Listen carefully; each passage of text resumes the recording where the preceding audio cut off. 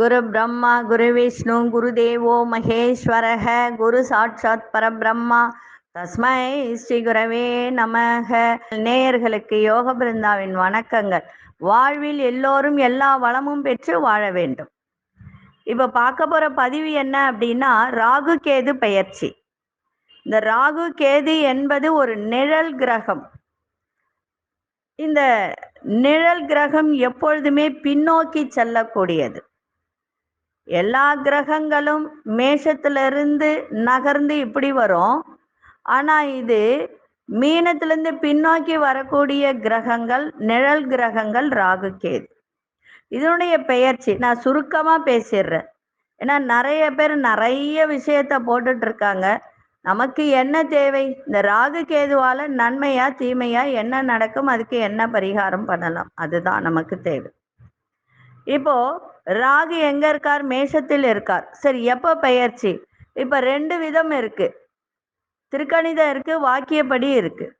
இப்ப திருக்கணிதப்படி பார்த்தீங்கன்னா ஐப்பசி மாசம் 13ஆம் தேதி அக்டோபர் மாதம் 30/10/2023 திங்கட்கிழமை மாலை 4:40 ராகு பகவான் மேஷ ராசியிலிருந்து மீன ராசிக்கும், கேது பகவான் துலா ராசியிலிருந்து கன்னி ராசிக்கும் செல்கிறார்.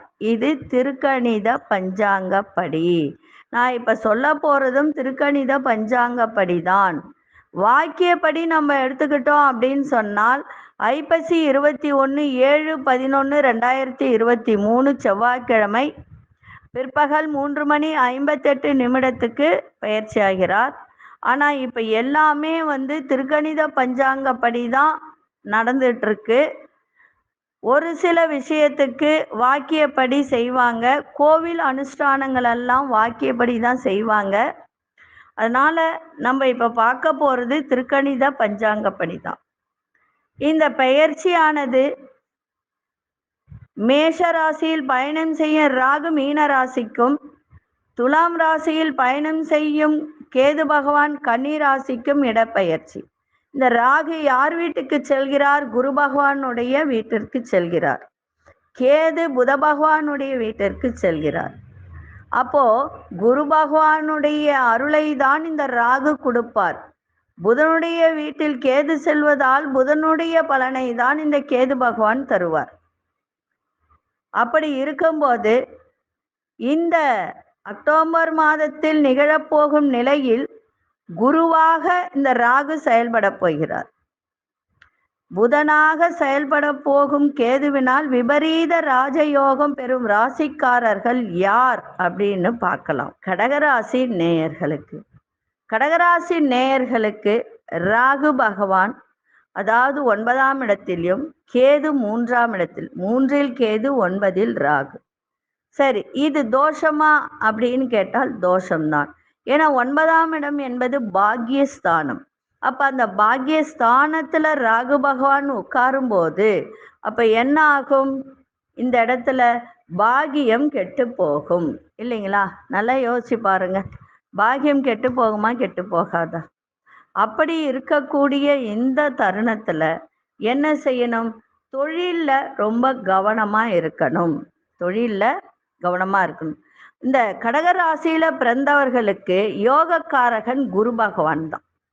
அந்த குரு பகவான் வீட்டில் ராகு பகவான் அமரப் போகிறார். மீன ராசியில சுக்கிரன் உச்சயம் அடையக்கூடிய ஒரு வீடு இல்லைங்களா? இப்போ கன்னியில பார்த்தீங்கன்னா சுக்கிரன் நீச்சம், மீனத்துல சுக்கிரன் உச்சம். அந்த உச்சம் அடையக்கூடிய வீட்டுல ராகு பகவான் அமர்வது கடகராசிக்காரர்களுக்கு சிறப்பு. ராகு பகவான் பாக்யஸ்தானமான 9ஆம் வீட்டிற்கு வரப்போகிறார் இல்லையா? முதல்ல சொல்லிட்டார். உங்களுக்கு அது ஆதாயமான பலன்கள் கிடைக்குமா அப்படின்னா கிடைக்கும், இல்லைன்னு சொல்லலை. ஆனா அதுக்கு பரிகாரமும் செய்யணும். கேது உங்கள் ராசிக்கு 3ஆம் வீடான முயற்சி ஸ்தானத்தில், அதாவது 3ஆம் வீடு என்பது என்னது? முயற்சி, தைரியம், வீரியம், இதெல்லாம் சொல்லக்கூடியது. தொலை தொடர்பு, சிறுதூர பயணம், இதையெல்லாம் சொல்லக்கூடிய இடம்தான் 3ஆம் வீடு. இந்த முயற்சி தைரியஸ்தானத்தில் அமரப்போவது அற்புதமான யோகத்தை கொடுக்கும். சர்ப்ப கிரகங்களின் இடப்பெயர்ச்சி மிக பெரிய யோகத்தை தரப்போகிறது. பொதுவாகவே ராகு கேதுவுக்கு 3, 6, 11 ஆகிய வீடுகள் நல்ல அம்சம்தான். இது நாள் வரை தடைபட்டு வந்த காரியங்கள் எல்லாம் உங்களுக்கு கிடுகிடுவென முடியும். திருமணம் உள்ளிட்ட சுப நிகழ்ச்சிகளினால் வீடு உங்களுக்கு களை கட்டும். தள்ளிப்போன பதவி உயர்வு, ஊதிய உயர்வும் தடையின்றி கிடைக்கும். வேலை சுமை குறையும். வேலை செய்யும் இடத்தில் உங்களின் நிர்வாக திறனை மேல் அதிகாரி பாராட்டுவார். சிலருக்கு பெரிய நிறுவனங்களில் தகுதிக்கு திறமைக்கு ஏற்ற வேலையும் கிடைக்கும். பரிகாரம் அப்படின்னு சொல்லும்போது காளஹஸ்திக்கு ஒரு முறை சென்று வாருங்கள், இல்லைனா திருநாகேஸ்வரம் சென்று வாருங்கள், இன்னும் சிறப்பாக இருக்கும். ஸ்ரீ குபேரன் டிவியை பார்த்தமைக்கு நன்றிகள். மேலும் இது போன்ற தகவல்களை தெரிந்து கொள்ள ஸ்ரீ குபேரன் டிவியை சப்ஸ்கிரைப் செய்யுங்கள். மறக்காமல் பெல் ஐக்கானை கிளிக் செய்யுங்கள்.